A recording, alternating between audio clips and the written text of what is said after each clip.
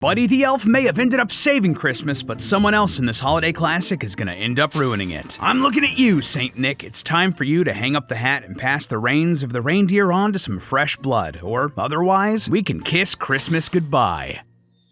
Oh, ho, ho. Hello, Internet. Welcome to Film Theory, the show that always tries to be on the nice list. So let me level with you, loyal theorists. Christmas and the holiday season are my favorite time of year. I love the vibe. I love cold weather and cozy clothes and snuggling up on the couch to watch all of the Christmas classics. I'm talking Polar Express, Home Alone, Love Actually, The Grinch, Harry Potter, Lord of the Rings, and yes, I will die on that hill. Those movies came out in December and I always associated them with Christmas. Sue me. But probably the biggest Christmas hit of my generation was Elf. For the 1% of the audience who's never seen Elf, seriously, go watch it, but it's about a child named Buddy who, after sneaking into Santa's big bag of presents, finds himself up at the North Pole. He's raised by Santa's elves and ends up believing that he himself is an elf. But, of course, that's a problem when he grows into his 6'3" human Will Ferrell body and realizes that he can't quite do the things other elves can or build toys as quickly as them. Once Buddy learns the truth, he's also told that his biological father is on the naughty list.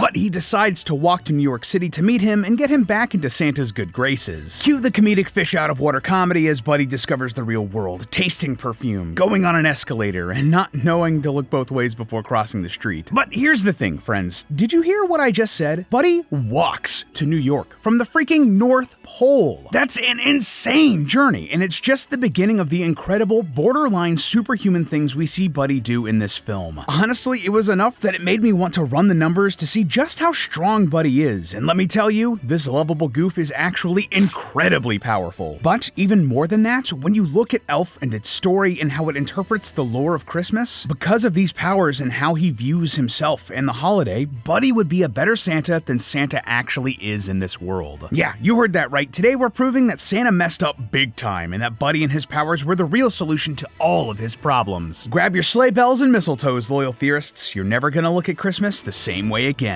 And actually, on that note, real quick before we get started, I've always wanted to do a theory seeing if we can empirically prove whether or not Die Hard is a Christmas movie. And I want your help to make that happen. Please go to the comments and answer these two questions for me. 1. What makes a movie a Christmas movie? And 2. Do you think Die Hard is a Christmas movie? We'll be using your answers as data for this theory in Christmas 2025. I would love to get your help on that, so subscribe if you want to see the answer. Thank you so much for your help, but enough about that. Let's hop into Elf. So first things first, to explain how Buddy is the fix for Christmas here, let's talk more about his powers. And let's start with that whole walking from the North Pole to New York City thing, shall we? Like, just on the face of things, this is an incredible accomplishment. We see Buddy set off on an iceberg, then trek through forests and atop mountains before arriving in New York. And yet he talks about this continental crosswalk like it's nothing. I traveled through the 7 levels of the candy cane forest, past the sea of swirly, twirly gumdrops, and then I walked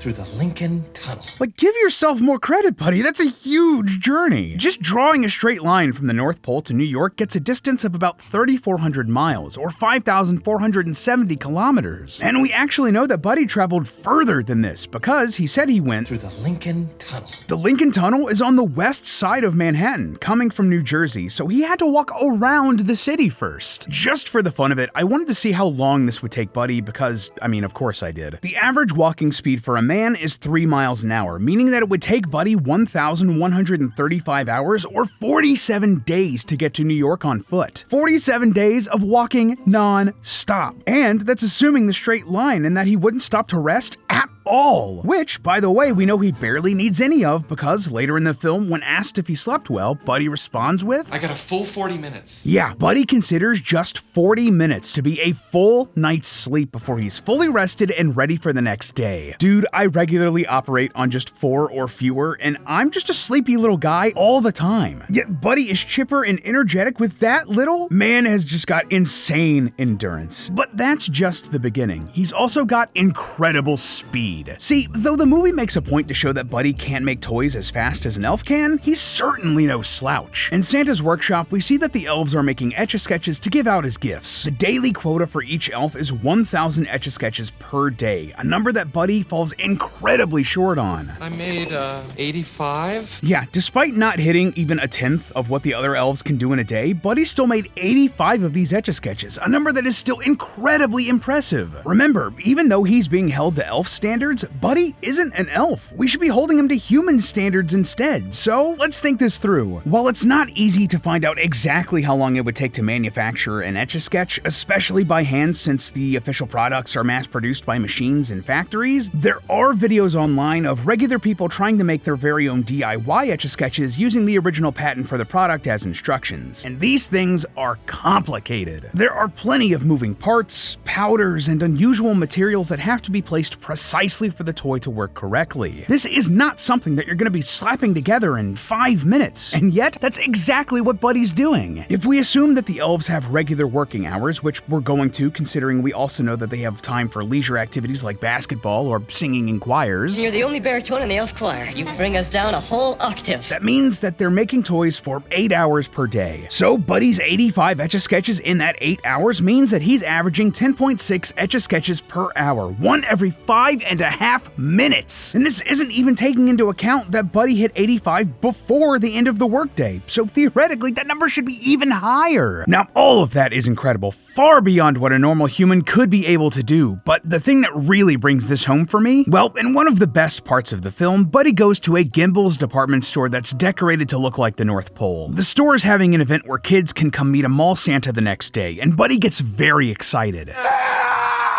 Oh my God! I know him! However, Buddy doesn't think the store looks good enough to host Santa and decides to wait for the department store to close so he can decorate it the right way. And man, he goes all out. He nails fake snow to all the fake houses, makes paper snowflakes and paper chains, builds an LED display, a huge Lego set of the New York skyline, and even an Etch-a-Sketch drawing of the Mona Lisa, all in one night. One night! Department stores like Gimbel's in New York close at 9 p.m. and open at 10 a.m., so Buddy would have had just 13 hours to get all of this done. Well, technically even less than that since he thinks Santa is getting there at 10. 10 a.m. tomorrow! Santa's coming to town. But even if we assume that he takes the whole time, 13 hours is an insane amount to get this done in. Since behind-the-scenes information said it took the art department 2 weeks to build everything on this set. And when you break it down piece by piece, you can see why. First off, let's take a look at the Lego New York skyline that Buddy made. Now, there is an official New York skyline Lego set measuring 10 inches high, but this is much smaller than the one we see Buddy build. We're not going to be able to get a real estimate on how long it would have taken Buddy just looking at this official set. So, to get a better idea, let's look at a similarly sized Lego set, the Eiffel Tower. This one measures 4.8 feet tall and is 10,001 pieces. Why they couldn't have found a way to lose a piece and make it an even 10K, I can't imagine. Anyway, this is still a bit smaller than the New York skyline we see in the movie, but it's also way more complicated, so I think it's a fair comparison. According to some reviews I found online, this set can take anywhere between 17 and 30 hours to build. More than a whole day just on this one Lego set. And that's with all the right pieces accurately labeled and clear instructions. Buddy had no guide and no proper pieces for New York. He basically raw-dogged this set. Even going with the lower estimate because Buddy probably is a pro Lego builder, 17 hours after closing time with no rest or breaks would mean that Buddy wouldn't get to finish his Lego set until 2 p.m., long after the store opened. Then there's the Mona Lisa drawing Buddy made in an Etch-a-Sketch. I don't know if you've ever played with one of these things, but just writing hello can be a challenge, let alone creating genuine artwork. But as it turns out, Etch-a-Sketch artwork is a thing, with talented creators making genuine works of art with the toy. This includes the YouTuber Princess Etch, who actually recreated the Mona Lisa herself. And this is how long she said it took her. It took over 30 hours, but I have finally finished the Mona Lisa on a classic Etch-a-Sketch. It took her more than 30 hours, and she probably does this sort of thing regularly. Definitely more than Buddy has. And just the icing on the cake of this whole scene, just making the paper crafts hanging around the store should have taken Buddy months working alone. Quicker than a single person should have been able to do in a single night. Even if he was working fast enough, the paper was just flying all over the place. Websites that have instructions for making a simple paper snowflake say it can take up to 10 minutes just for one snowflake, and we see hundreds of these things throughout the store. Oh, and also, Buddy actually pulls this stunt again at his father's home, with dozens and dozens of other Christmas decorations all over, probably made in even less time. It's crazy. But even if all of that isn't enough to prove to you that Buddy is some sort of superhuman, that he has some weird Christmas-themed power set with super endurance and super speed and maybe time dilation powers, this right here is irrefutable proof. About halfway through the film, Buddy and his stepbrother Michael are walking through Central Park when they're ambushed by bullies who throw snowballs at them. Son of a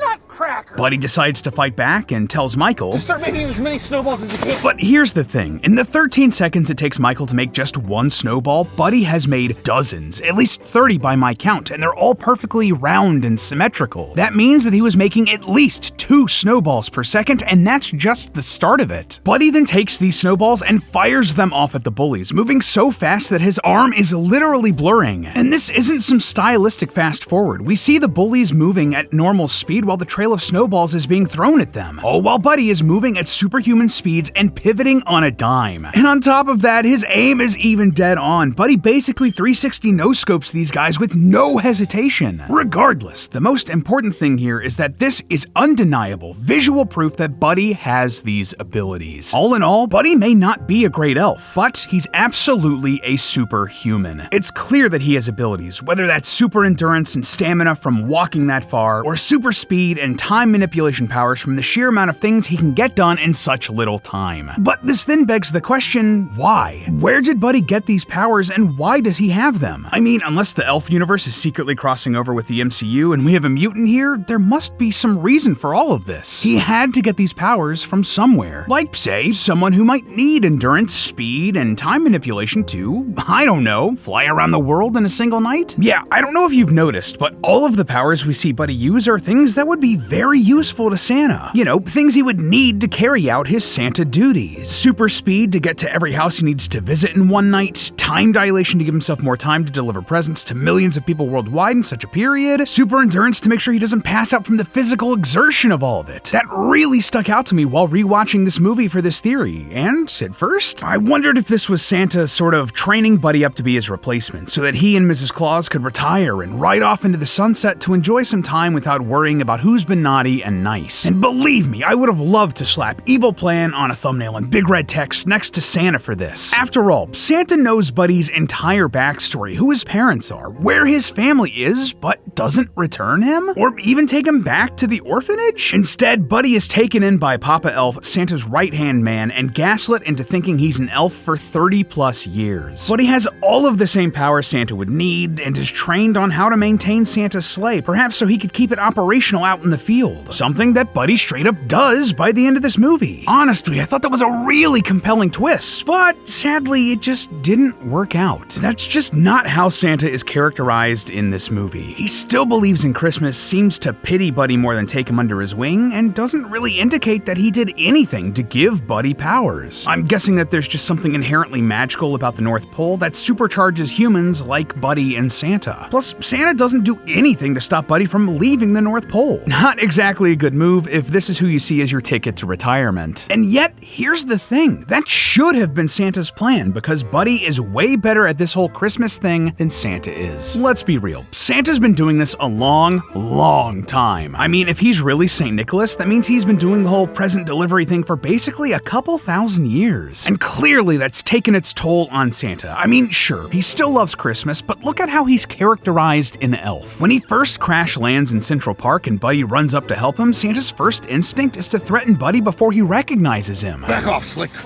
Scare the deer. He complains about having to avoid people photographing him. Paparazzi have been trying to nail me for years. And when annoyed, he flat out says that he's too old for this job anyway. I'm getting too old for this job. And partially because of this, people have slowly but surely lost the Christmas spirit. And that's a real problem, since in this world, Christmas spirit is like actual magic. It's a resource needed to power things in the North Pole or to make Santa's sleigh fly. We have a real energy crisis on our hands. I mean, just see how low the plasmometer is. There's just no Christmas spirit anymore. This Santa just isn't up to the job anymore. But do you know who is? Who would be able to keep the Christmas spirit alive? Who straight up does that in this movie and saves Christmas? Buddy. Think about it. Buddy would have been the perfect replacement Santa Claus. We've already covered how he has all of the same powers as Santa, and he has the right disposition for the job. He's jolly and jovial, almost annoyingly so, and even Santa knows that he's good at spreading the Christmas spirit. All they need is just a little Christmas spirit.